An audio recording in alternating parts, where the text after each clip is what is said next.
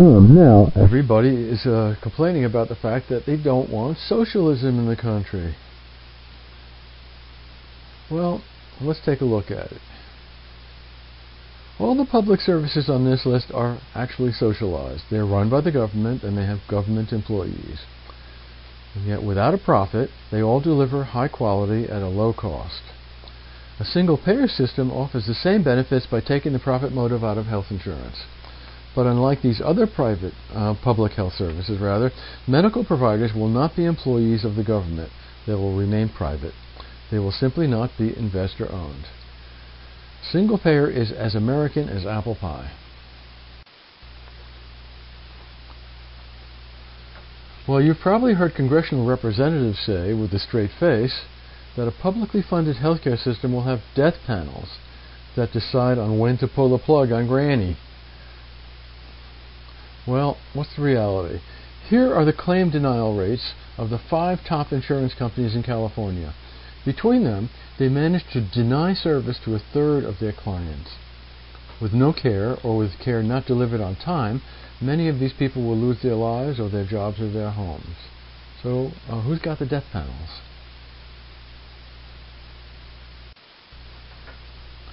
You've probably heard stories about Canadians flocking to the U.S. for medical services because their own health system is so bad. Well, here are the facts. Americans go abroad looking for health care more than twice as much per capita as Canadians. So, if this means that the Canadian system has big problems, well, aren't our problems twice as big? If you're not convinced yet, here's what your fellow Americans think. Recent polls have shown that 82% of Americans are dissatisfied with the expense of our current healthcare system, and almost 60% are very dissatisfied. But even though they don't like the costs, people still feel that having close to 50 million people uninsured is much more serious than just the high cost.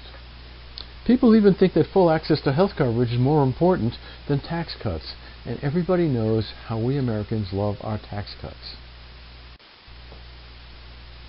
And how well do most people really understand the issues?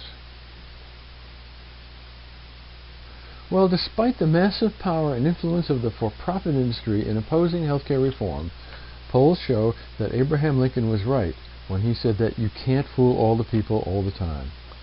Sooner or later, we will adopt a single-payer system. So why not do it sooner before we all go broke from the medical bills? But the news is out. Everybody's saying it's impossible to get Congress to pass single-payer.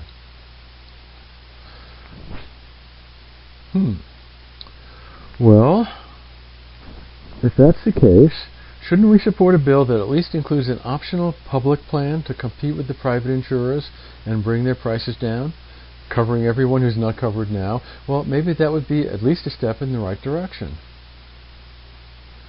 Well, the main bill being considered in the House now, the so-called public option bill, is neither public nor an option for most Americans.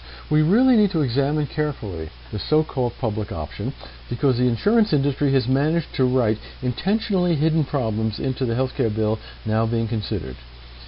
They're hidden because you'll need a whole team of lawyers to understand the legal language, not to mention the redefinition of common phrases that make it even more opaque. But let's start with the obvious. First of all, this bill will add more than $1 trillion to a national budget because it keeps in all the private insurance companies with their inefficiencies and profits. Now for the first hidden problem. If you're covered by an employer-supported or individual private plan, well, when this bill goes into effect, you'll be locked into your existing plan for up to 5 years or more, even if that plan costs more and gives fewer benefits than the new public plan. You won't be allowed to use their exchange. Even employers who might want to change the plans covering their employees won't be permitted to do so.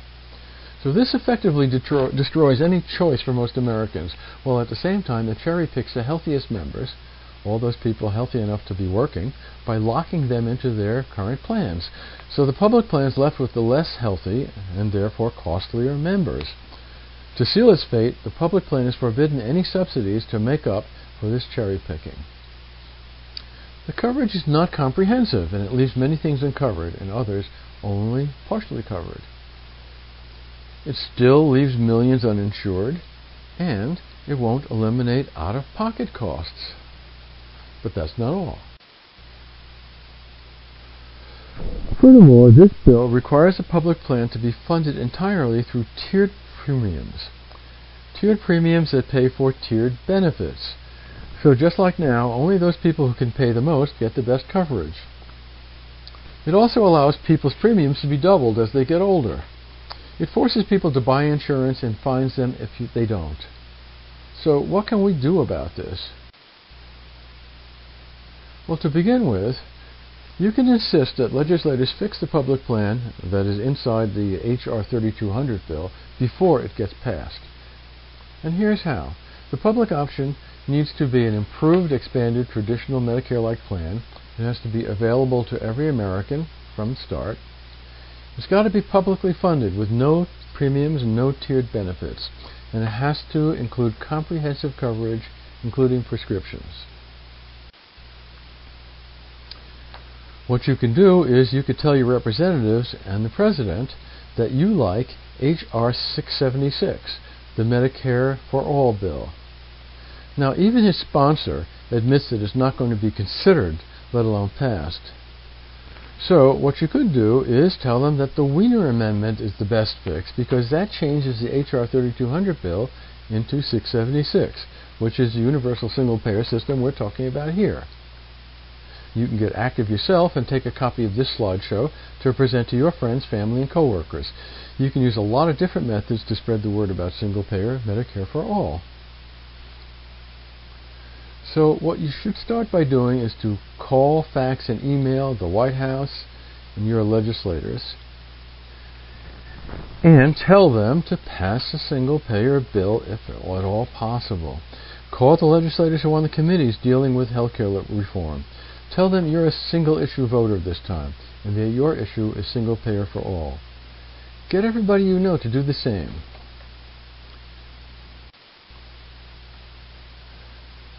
So please write down these contact numbers, and use them as often as you can, and have others do it as well.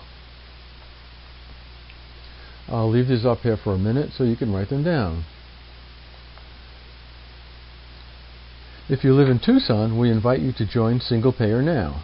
You can contact us by phone or by email.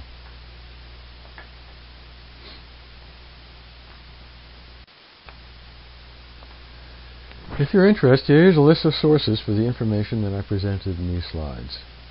If you want, you can ask for a copy of this source list. So thank you for listening. I hope you've been inspired to get into action yourself. Once again, I invite you to join us, Single Payer Now in Tucson. Call or email us, and we'll be happy to get you into the system. Thanks again.